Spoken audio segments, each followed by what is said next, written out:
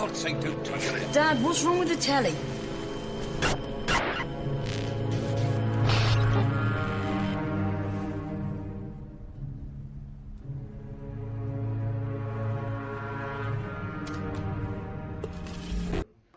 These brainless people in uniforms with sticks and terrified. Or you can do this. Eh?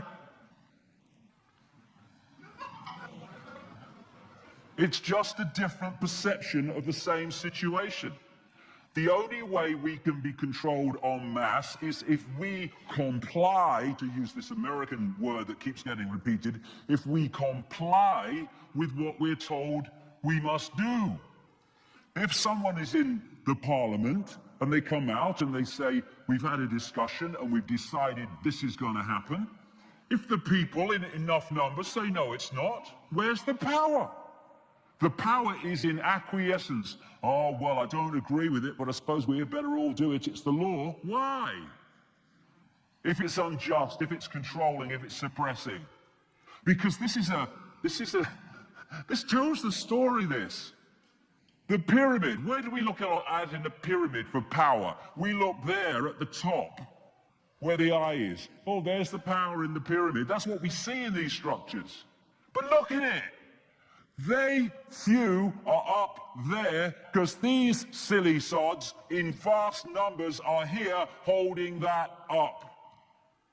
When we walk out and say we're not complying with our own slavery any longer, there's a massive crash and that comes down. Because we, the people, are holding up the edifices of power that are dictated to us from the few from the top. These edifices of power are nothing more than a house of cards, which we are holding together. When we say, I'm not holding this card together anymore, I'm not acquiescing with my own slavery, it's over. And change must take place, and that's what consciousness is going to bring. Simple example, in Britain today, they're fining people about £200 for putting their trash can out on the wrong day or in the wrong place. 200 quid. And what happens? People go, it's terrible. That's Big Brother coming in. I think it's disgusting. And the next thing is, what's on the TV tonight? Now, what if instead of moaning, thousands of people in that area put their wheelie bins, their trash cans out in the wrong place on the wrong day indefinitely until the law was changed? Doing it like that, the system couldn't cope. It can pick people off individually, yes, but together, we're not having this. They can't do it. We have the power. We've just given it away. This says your vote is your voice. Rubbish. If you've got the choice between voting for this mask on that face and that mask on that face, there is no voice and there is no choice. We're not going to change this politically. We're going to change this by ceasing to acquiesce and cooperate with the system that enslaves us. If we won't comply, no, the system can't function. That doesn't mean we don't comply with everything. There's lots of things that, okay, that's all right, we should do that, and it helps to organize society. But imposition, control, suppression, injustice, no.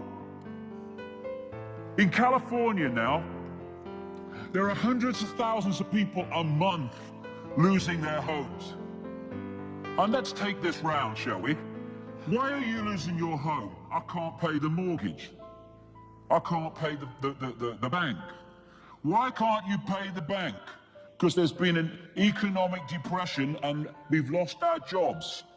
Who caused the economic depression?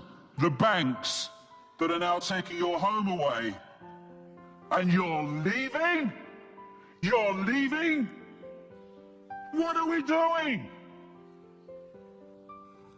We face that injustice and we pack our bags and walk out. What if those hundreds of thousands of people a month who've been subjected to that in one American state alone said, we ain't leaving? We're not leaving because the people making us leave are the people that have created the reason we have to leave. The system couldn't cope. It can pick people off individually. It can get people to do it en masse when they just acquiesce. When we say we're not having it in any like numbers, this is why coming together is so important. The system is impotent. It has no power. You must have compulsory vaccinations. No, no, no, not having it. Look what happened last year. All this hype about the swine flu. People said no. What happened? Nothing. What they wanted to do was not possible. Then they're trying to do it another way this year. You must do what we say, dark suits. Tell us. No. No, no. We will not acquiesce with our own slavery anymore. It's what I call the non-comply dance, where we dance to a different drum, we dance to a different beat. We're no longer little me taking it from this edifice of apparent power. We're deciding our own destiny, our own lives. I am all that is. You cannot grant me my freedom, nor can you take it away, because I am freedom. You in a dark suit think you can take my freedom away? Are you kidding? What would infinite consciousness do? What would infinite consciousness do in the situations we face? Well, this is what it will do. If it's not right, don't do it. If it's not true, don't say it. And you know what would change this world overnight? And this is where consciousness will come in and do this. Is if we made decisions based not on this perceived what is right for us in the situations we face every day, but we said, what is right? What is the right, just, and fair thing for me to do in this circumstance that I face? Because of the control system and the way we perceive and survival and me, what we're doing all the time in these situations, we're saying, what is the best thing for me here? What are the consequences for me? And so we're making decisions all the time, not based on what is fair and right and just, but what is best for us. And that's why we live in the world we do. If we change that, and we say, what is right and just and fair, that's what I'm going to do. Okay, I might not make so much money as I would if I did what was right for me, the best for me. But it's right and it's just and it's fair. Society would transform. If we want a world of peace, we need to be peaceful. It sounds trite and simple, but it happens to be true. If we're all peaceful with each other, we're in a world of peace. If we're all kind to each other, then we're in a world of kindness. We have the power. You know, we complain about wars, and yet we argue and fight among ourselves, which is just an individual version of the collective thing we call a war. When we change, the world must change. This is why consciousness, the expansion of consciousness, is going to transform this world, because it's going to bring out a totally different perception and interaction and sense of values. As Martin Luther King said, cowardice asks the question, is it safe? Expediency asks the question, is it politic? Vanity asks the question, is it popular? But conscience asks the question, is it right? And there comes a time when one must take a position that is neither safe, nor politic, nor popular, but one must take it because it is right. And that's the consciousness shift that is going to change this reality from what it is to what it's going to become, and is becoming among many people.